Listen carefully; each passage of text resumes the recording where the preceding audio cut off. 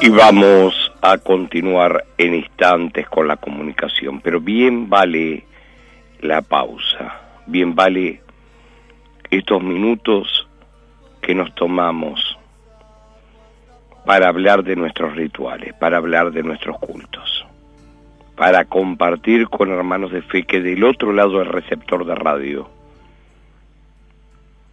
están escuchando el programa.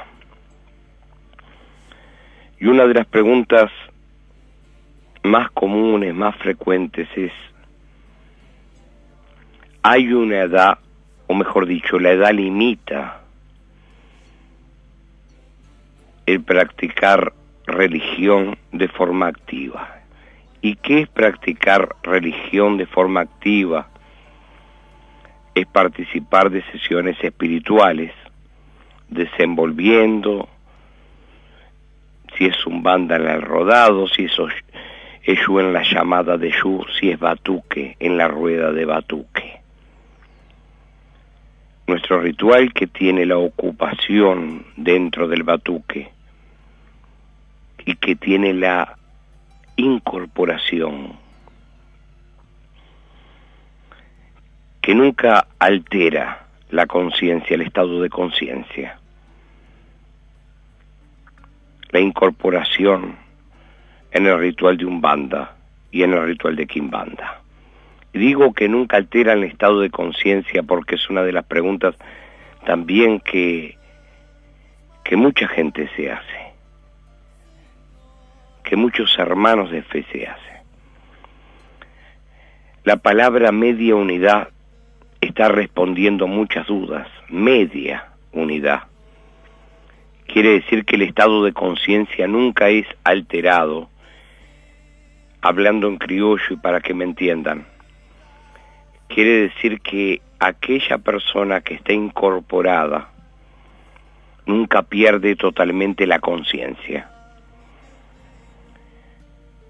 Nunca deja de saber cómo se llama, dónde vive, a qué se dedica, cómo se compone su familia. Y si alguien a usted le dice que en la incorporación se olvida absolutamente de todo, le digo que es una persona que está con un trastorno emocional tremendo, con una crisis de delirio o una crisis mística y que precisa ayuda médica. Porque la incorporación, cualquiera sea, nunca hace perder el estado de conciencia por completo. Sí hay una alteración. La palabra media unidad, le decía, le explica mucho. Antiguamente, País de Santos, decía, es montado por su caboclo, es montado por su orillán, el Batuque, pero nunca se pierde la conciencia. Por eso cuando me preguntan a mí si hay un límite de edad, para nada, no puede haber límite de edad. Y soy respetuoso que cada casa tiene sus criterios. Nuestro santuario tiene su criterio, que tienen que ser mayores de edad, mayores de 18 años, y que tienen, por sobre todas las cosas, que tener bien claro que quieren seguir un camino religioso, que quieren seguir un camino, para desenvolver, para aprontarse, para tener las herramientas espirituales para abrirse camino en la vida. Pero de ninguna manera la edad limita, en ningún caso. Inclusive le digo más, personas que tienen cierta, ¿cómo le puedo explicar?, limitaciones físicas, pueden perfectamente llegar a la incorporación. La edad no limita y el físico tampoco. La incorporación es algo que necesitamos primero, la relajación, a relajarnos, la respiración, y después es la mente, el lograr encontrar ese punto de contacto que nos conecte con nuestros guías. Lo que sí tiene que tener claro quien practica rituales es que las tres líneas son cosas totalmente diferentes y que nada tiene que ver una con la otra. El batuque, cualquiera sea, escuche bien, cualquiera sea la nación que practica, Yeye, Nagoy, Yeyá, Cabinda, Quetu. Le nombro las naciones que más se practican aquí en Uruguay. El batuque nada tiene que ver con la umbanda y nada tiene que ver con la quimbanda. Es más, el batuque tiene su propio Exú, a quien comúnmente se le conoce como Exú Bará, que Bará no es otra cosa que uno de los caminos, que uno de los tantos tipos de Exú. Podríamos hablar de Exú Lodé, podríamos hablar de Exú Loná, de Exú Adague, de Exú Xelú, de Exú Elepo, de Exú Dara, de Exú Alaquetu, de Exú Iná. Pero desde hace muchos años, y no lo vamos a cambiar nosotros, cuando hablamos del Exú de batuque, se acostumbra a decir Bará, Bará Exú, Exú Bará, y no está mal dicho. Aquel que cuida de nuestro cuerpo, aquel que hace que la sangre circule, irrigando cada uno de nuestros órganos vitales. Yo le decía tener bien claro las diferencias que hay, porque se mezcla mucho. El batuque tiene su oráculo, y es el oráculo de Bucios. Y toda persona que sea de religión, que haya tenido su iniciación con yuyos en forma de amasí, si son yuyos macerados, en forma de mieró, si es la conjunción del agua con el oró, con la hoja del oró, ese es el mieró. Hay gente que muchas veces me dice, me lavaron con mieró. Sí, 7 yuyos, nada tiene que ver el mieró con el amasí. Parecido no es lo mismo. Se puede iniciar perfectamente con cualquiera de las dos cosas, pero lo bueno es saber la diferencia. Una cosa es el amasí, otra cosa es el mieró. El mieró lleva solamente hojas, que aquí por una cuestión de clima, en el Brasil hay mucho, pero aquí y más con las heladas que caen en invierno, es muy difícil que la planta de oró largue hojas. Aquel que consigue oró puede perfectamente lavar con lo que llamamos mieró. Ese es el primer paso, es abrir el canal energético. Después, por supuesto, le siguen el eborí, le siguen, que después vamos a hablar de la importancia que tiene para mí una de las obligaciones, si no es la más sagrada, que es la obligación de eborí, que es la única obligación que se repite tantas y cuantas veces lo necesite la persona. Toda aquella persona, cuando ve que sus fuerzas comienzan a flaquear cuando ve que debe de realizar un refuerzo de borí. Los antiguos y muchos de ellos ya lamentablemente fallecidos, Paima y de Santo, ¿se acuerdan? La gente vieja de la religión que decía, hay que reforzar el borí, hay que hacer un refuerzo de borí. Después le sigue el asentamiento de Orixá, el asentamiento de los Ogbé, el Ayé de Fala, el asentamiento de Bucios es lo último, cuando ya se tienen todos los orillacentos. Eso en cuanto a Batuque, por un lado, no mezclemos. Después la Umbanda. Y acá entraríamos en otro tema, porque el otro día me decía una señora, de toda la vida me inculcaron que el caboclo es esclavo de Orixá. Nada tiene que ver el caboclo con Orixá, mucho menos de esclavitud. Mire quién, caboclo indígena. ¿Cómo llega el negro africano a América? Por supuesto que llega como esclavo, llega como un producto comercial que llegó y se puso a la venta. Eso lo sabemos todos. Pero llega como consecuencia de que el indio, que el indígena era quien habitaba estas tierras, cuando fue conquistado y derrotado por los españoles en una primera instancia, no se dejaba gobernar, prefería morir antes que trabajar en las plantaciones de caña de azúcar, en los arrozales. Nunca el indio amante de su libertad fue esclavizado. Entonces cuando se dice el caboclo es esclavo de Orixá, no tenemos la más mínima idea de lo que es un caboclo. ¿Quién para dejarse esclavizar? Justamente prefería morir y no ser esclavo. Prefería luchar y que le matasen y no ser esclavo.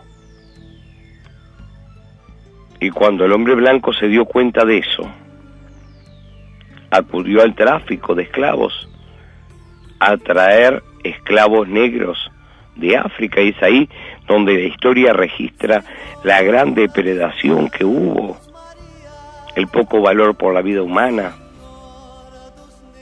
Hoy, imagínense que hoy la tecnología, lo que ha adelantado el mundo, todavía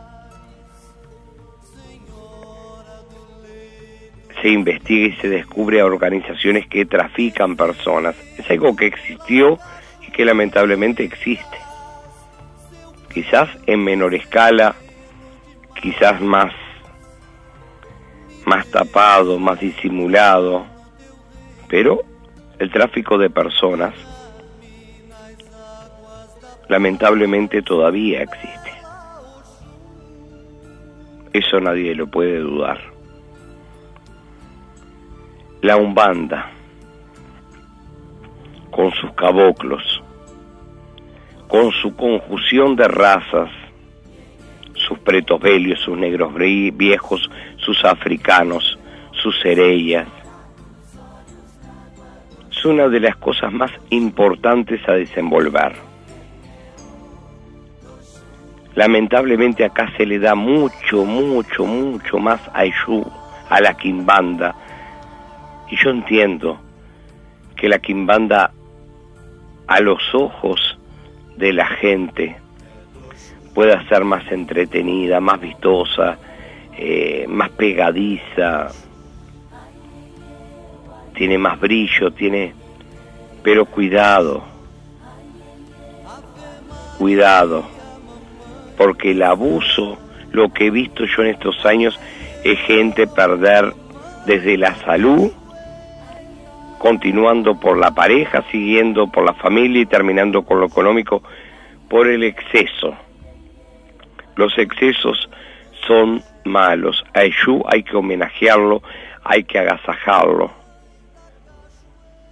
pero no dejar que Eshu gobierne su vida, que dirija su vida. Yo le decía, la Umbanda, en los comienzos, cuando yo comencé a desenvolver, que todavía nadie hablaba de Quimbanda, Eshu era llamado al final del ritual para limpiar de cualquier perturbación que pudiera quedar. O sea, Eshu en Umbanda existe. Y quienes nos aprontamos hace años y lo tenemos centos, algunos le llaman Eshu de bajo para diferenciarlo de Eshu de Quimbanda. Para mí no hay de bajo ni de alto, esto es como las consultas, ¿vio? No hay una consulta baja o una consulta alta. Hay cosas que en la vida no tienen estatura. Yo a Eshu le llamo Eshu. Llegue dentro de la Umbanda o llegue dentro de la Quimbanda. La Quimbanda, ese culto que se creó en Porto Alegre, porque si usted va subiendo hacia arriba, no se conoce la Quimbanda. Ese culto que entra en Uruguay de manos de Mayeda de Ogún, en la casa del fallecido Pai Armando Ayala, ese culto que en aquel momento, por el año 1977, muchos criticaban y que hoy está impuesto. Y está muy bien, es el culto de homenaje a la figura de Eshu, donde Eshu se incorpora como un caballero, compañera como una dama, donde se canta, donde se danza, donde se trabaja, donde se pide, donde se le ofrenda a Eshu. Pero hay que saber diferenciar que Quimbanda es Quimbanda, que Umbanda es Umbanda, que Batuque es Batuque, que cada uno tiene su fundamento, tiene su liturgia, tiene su ritual específico, y no mezclar las cosas. Hay gente que para saber el Eshu de Quimbanda piensa que hay que consultar bucios, y es imposible por bucios ver su Eshu de Quimbanda, porque solo se va a saber cuál es su Eshu en Quimbanda el día que ese Eshu incorpore, cuando risque su punto, cuando se nombre, cuando diga primero en qué reino trabaja, quién es, quién le acompaña, a qué pueblo de Eshu pertenece. En la consulta de bucios solo se puede ver todo aquello que tenga relación con orishá. Tampoco se pueden ver caboclos. Ahora, soy consciente que toda persona que sea de religión debe de consultar bucios, no cartas de tarot. No se puede ver orishá por las cartas de tarot. Cuando alguien en las cartas de tarot le dicen Yemanjá dice tal cosa, o Shun me marca tal cosa, Ogún me marca tal cosa, Shangó me marca tal cosa, Odé me marca tal cosa, es mentira. Algunos hasta con la carta con la que juegan a la conga. Toda persona de religión, y más si tiene aprontamientos, si tiene obligaciones, si tiene iniciación religiosa mediante lavado de cabeza, su parte espiritual la tiene que ver, su parte espiritual de orishá, a través de bucios. Todo lo demás es cuento chino. Lamentablemente hoy sigo viendo gente que le han iniciado, le han lavado la cabeza, nunca le consultaron bucios para ver para qué orishá iniciaban, si tenía o no tenía camino religioso.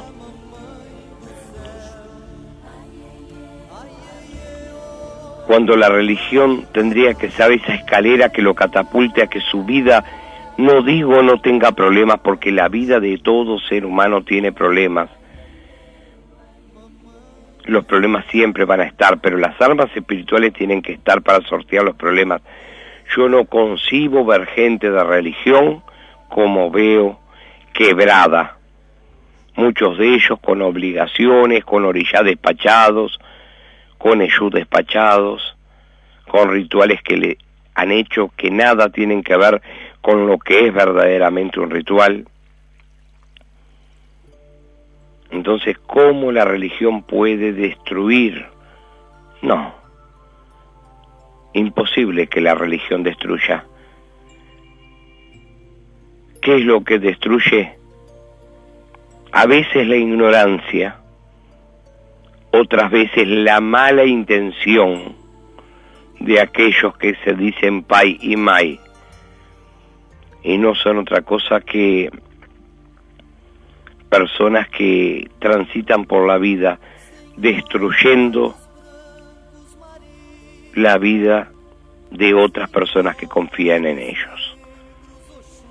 Todo aquel practicante activo de religión que cumpla, que desenvuelva, es una persona que en la vida tiene que estar bien y tiene que tener las herramientas espirituales para abrirse los caminos, para religarse con lo divino.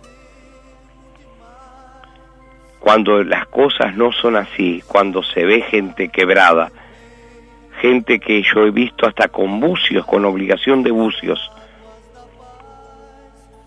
y lamentablemente muchas veces no tienen un caldito de gallina para poner en la olla, estoy hablando de pasar hambre,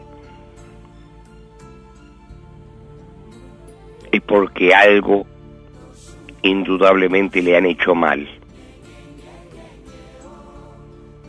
En alguna parte del aprontamiento le quebraron, y vaya si hay personas quebradas.